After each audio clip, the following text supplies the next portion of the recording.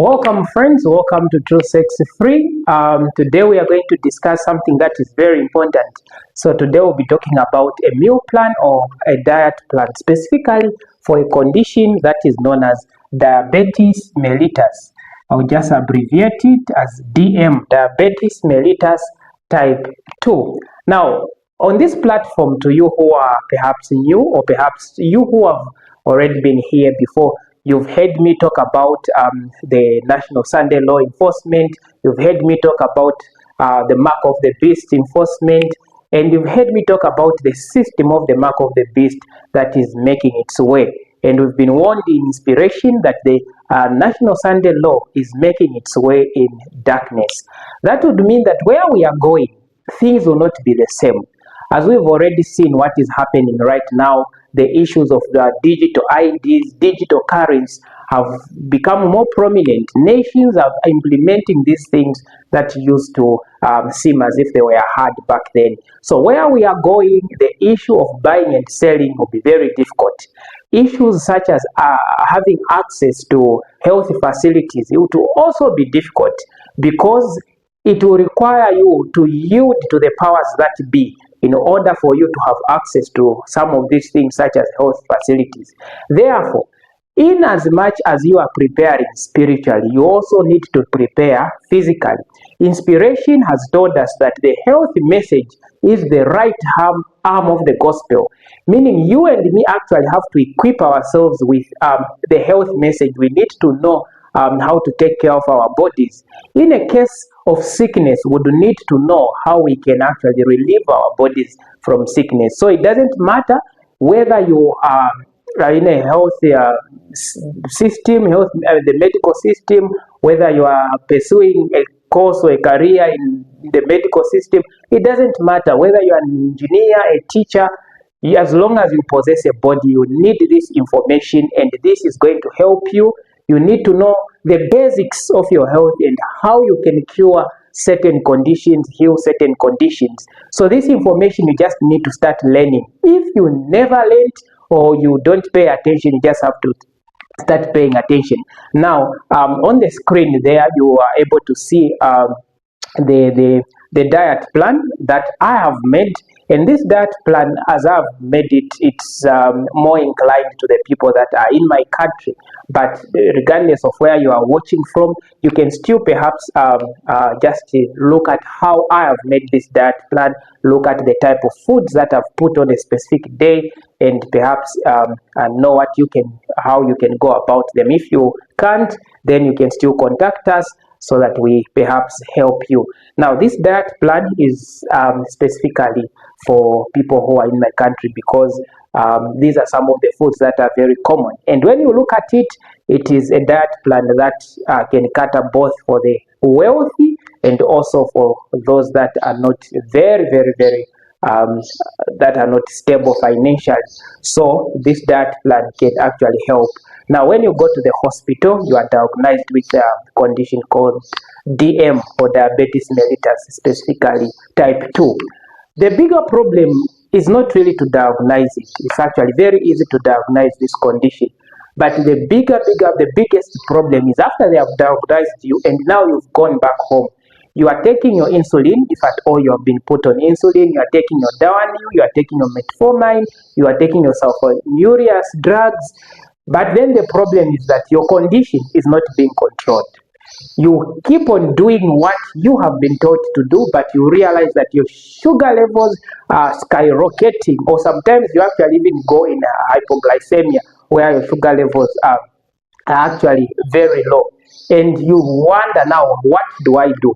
You've been told to work on your diet, but they have not really guided you, unfortunately, which is more common with the hospitals. It's rare that they will actually guide you properly on how you should be eating. Even nutritionists, you'll find they'll give you a diet plan that will actually even worsen your condition. So the cure is always in the cause. If you know what the cause is, then it will be very easy for you to know how to cure that condition. But if you don't know the cause, how are you going to treat something that you don't know how it has come about? So there is need that you know the cause. And that's what we are going to do. Let's just try to quickly, before we look at the diet plan, let's just try to quickly identify the cause, and then we see how we can actually reverse that. So in diabetes type 2 or diabetes mellitus type 2, the problem is that you've got a high glucose level, you've got hyperglycemia. Apart from that, you also have got hyperinsulinemia. There is so much insulin in your blood, and also your peripheral tissues or your peripheral cells, meaning the tissues of your body, are not responding to the insulin. Because how it's supposed to be is, when you eat a meal, let's say you eat a meal and that meal is providing you with some carbohydrates. So once you eat, for example, your shima, your sweet potatoes, your cassava, that meal that you've eaten is going to be broken down into nutrients in your gastrointestinal system or your GI. And then those nutrients are going to be absorbed into the blood. So some of the nutrients that will be absorbed into the blood will be your glucose. Now, if in your blood there is already a normal blood glucose level, let's say in the ranges of 70 to 120. So let's take, you've got 70 milligrams per deciliter of glucose that is circulating in the blood. That is the normal. So the moment you eat your cassava, you eat your sugar cane, the moment you eat your nishima, your sweet potatoes, they will provide you with additional glucose. So the additional glucose will come and add on the 70. So for example, if it is going to provide you with 100 milligrams of glucose, milligrams per deciliter of glucose. So this glucose is going to rise from the 70, which was circulating in the blood. It will go now to 170, which is a bit out of normal. So the body quickly recognizes that the blood glucose level has gone high. We need to lower this glucose back again to 70. So the pancreas, which is one of your organs in the body, is going to be told to secrete insulin, which is going to cause this insulin, when it comes in the blood, it will go to the peripheral tissues to tell these tissues, to tell these organs to say, open, so that we push in the extra glucose that is in the blood, so that we just remain in the 70.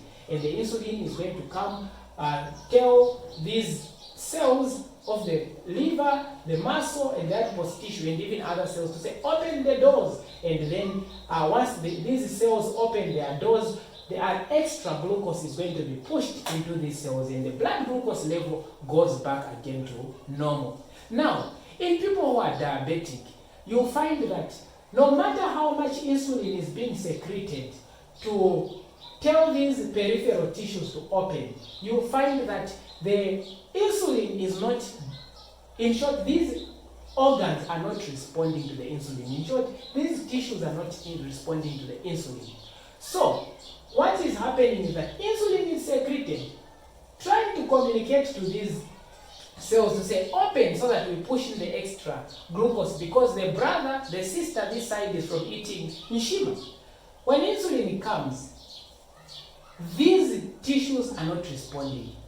In short, insulin is acting like a key, trying to unlock, but they are just refusing. They are saying, no, we are not unlocking. How? The reason why that came about, it is because, one of the reasons why that came about is because one of the things you used to eat in between meals, and you used to eat mostly meals that are rich in carbohydrates. So the more you are eating a meal, for example, if you eat a meal at 10, your glucose level in your blood is going to go high, and insulin is going to be secreted. Before metabolism actually happens, before this glucose is even lowered, at 11 again you are eating another meal that is rich in carbohydrates. So again your glucose goes high, and insulin again is being secreted. So as you keep on eating a lot of meals within a particular day, what will happen is that as more insulin is being secreted, and this insulin comes to try to talk to the peripheral tissues to open, the peripheral tissues will reach a point where they become insensitive. They just start ignoring the insulin, saying that, oh, this is too much of insulin. You are not giving us enough time to rest. And these cells become insensitive. So this time around, when you eat at 15, you find that your glucose level goes high. The pancreas notices that the glucose level has gone high. Let me secrete insulin. So in as much as the pancreas is secreting insulin, unfortunately this insulin even when it comes to the peripheral cells, the liver, the muscle, the adipose tissue, they are not responding. So in your blood, you have a lot of insulin, and also you have a lot of sugar or glucose in your blood, and you start noticing some effects of high glucose and also high insulin in your blood, and you start having those symptoms if you are a diabetic patient. Now, to fix that, that would mean you've identified the cause. The cause was mostly that, one, you were eating frequently, you were eating in between meals, and your diet was more specifically of carbohydrates, and that was actually the bigger problem. So if you are diabetic, then the advice to say you should eat a lot of meals, small meals, a lot of meals during the day is not a good advice. No wonder now you have to actually go to a specific diet, a meal plan that will allow your body or your cells that were tired to rest. That will allow your pancreas also to rest. That will allow your glucose level not to be high. So that is the type of diet that you need to actually tailor to, that you need to adapt. So let me just guide you quickly. There is a video that we've already produced that talks in details on this part of the physiology or the pathophysiology of diabetes. So you can check it out. So now let me just run you through this diet plan or this meal plan on how you can use this diet to actually reverse, treat or cure your diabetes. So I would want us to start from here. This is where I would want us to start from. How would be your typical day look like? I would actually advise you to, if you don't really understand what we are talking about, to actually contact us. If you can't contact us, you can work with your health provider so that you tell them about this diet that you need to adopt, so that they are able also to advise you. That's if you can't contact us. I would encourage you to work with your health provider. So this is how your typical day is going to look like. It will require you mostly when you are home. If you're a very busy person, try to take some time off so that you actually concentrate on treating your body or healing your body. Firstly, you need to give yourself time. Understand that it took 10 years for you to develop diabetes. There were wrong eating habits, wrong lifestyle habits that you had indulged yourself in for 10 years. And there's no way this disease will just vanish within minutes or within a day. You're already tired. I actually encourage people to say, okay, try to have like 2 months or work on your diet for 1 or 2 months, at least 1 or 2 months. Then you'll be able to see these results. So here is how your typical day will look like. If you are waking up, me personally, I'm a Christian, and I would advise people to actually have a devotion. The first thing in the morning is to have your devotion, to talk to God. So let's say you are waking up at 06 hours. This is just an example. You are waking up at 06 hours. So the first thing that you have your devotion. You can read a chapter actually in the book of Psalms or any other book that you choose for yourself. And then after you've waken up, after you've had your devotion, the next hour, that is like 7 hours, you are going to have a glass of lemon water. Okay, you are going to have a glass of lemon water. Lemon water is a cleanser. It can also help you actually to just detoxify your body, to just cleanse in your system, to prepare your system for the day. The next thing, after an hour, you would, somewhere around 8, you can have a glass of pure water. You have a glass of pure water. And then after that, you, at somewhere around 11, so that will be like at least more than 2 hours, somewhere around 11, you have your breakfast. And this breakfast, make sure you are eating to get satisfied. Not to overeat, but make sure you eat so that you are satisfied, and you wouldn't need to eat in between meals. So eat to make sure that you get satisfied, so that you don't eat in between meals. Somewhere around 13, you have your 2 glasses of pure water, so that your water is going to help you in a lot of things, in your digestion. Your water is going to help you in being hydrated. The water is going to help in a lot of things. We'll have another lecture particularly on the function of water in our body. Somewhere around 14:30, you have another glass of lemon water. Now I want you to note the following.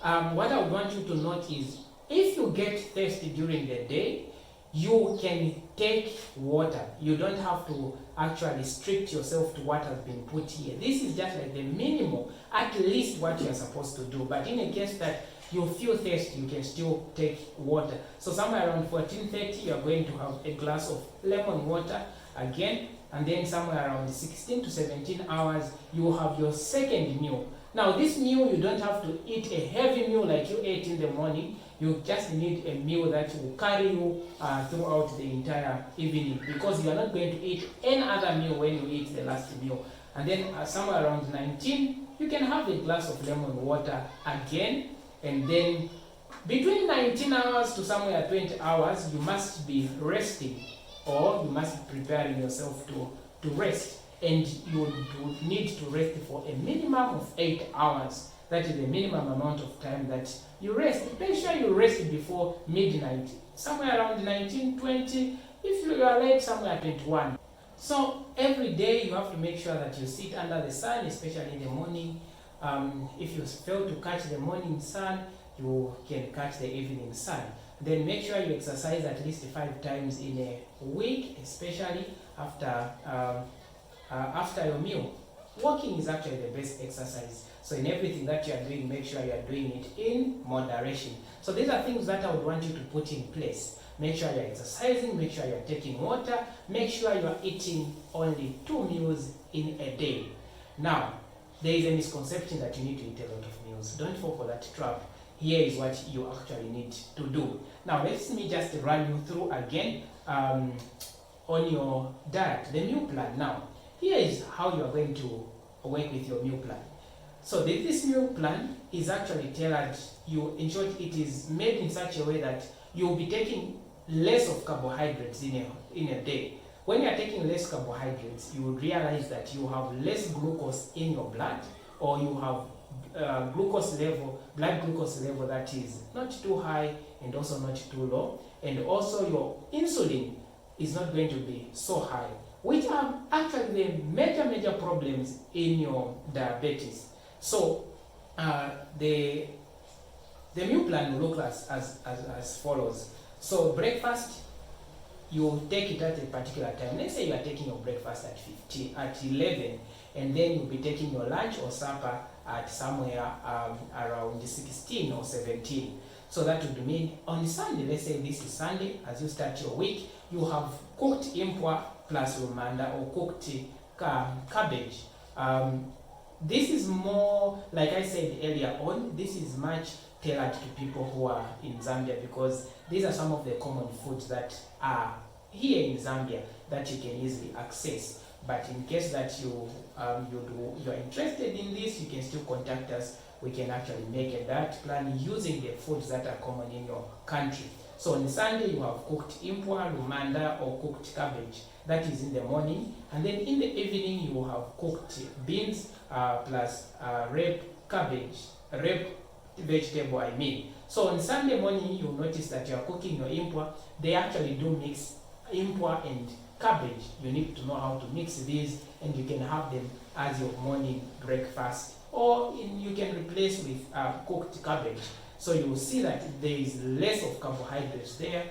You are able to get your vitamins, you are able to get your minerals, you are able to get even some minimal proteins in there. In the evening, you will have cooked beans plus red cabbage, where you are going to get your protein and even some minimal fat in your cooked beans. On Monday, you can have green beans plus carrots.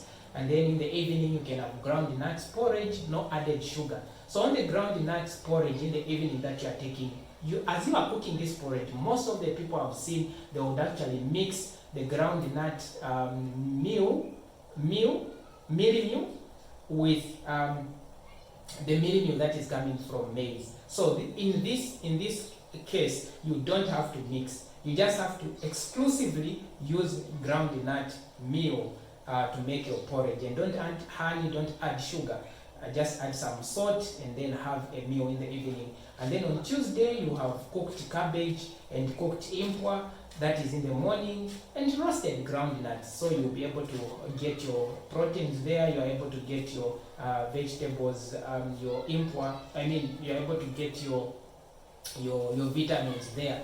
You in the evening you have some soya pieces and also some eggplants. And then on Wednesday you can have your cabbage salads plus your soya pieces. And then in the evening you have your green beans plus your cucumber. Thursday you have your vegetables, any type of vegetable you can cooked, you can take them cooked, and then plus cooked beans. And then in the evening you have cabbage salads plus cooked beans. On Friday you are going to have your ground nuts porridge and your pumpkin seeds and roasted ground nuts in the evening. On Saturday you can have your vegetable salad, your soya pieces, green beans plus pumpkin seeds, that is in the evening. So now you are able to see how this is tailored. So you are going to be on this diet for just a specific time. You're not going to be on it for forever. Actually, this is stage 2. This is stage 2 of your diet plan. So I'm going to also run you in the stage 1 of your diet plan. This is stage 2. I would run you in the stage 1 of your diet plan. What you do in stage 1. This you do on stage 2. You actually have to go up to stage 4. So this is the stage 2. Let me run you through now through stage 1. So the stage 1, this is what I would want you to be doing. I would need you to have the following. There will be a specific juice that you'll be taking, and I would want you to take this juice for approximately, actually 21 days, not approximately. The first day I would want you to fast, complete fast. You only be taking water. That is what you'll be doing on the first day. Don't worry about what will happen. Nothing is going to happen to you. I've told you, you are either able to contact us or perhaps work with your health provider. So the first day you are going to be on a complete fast.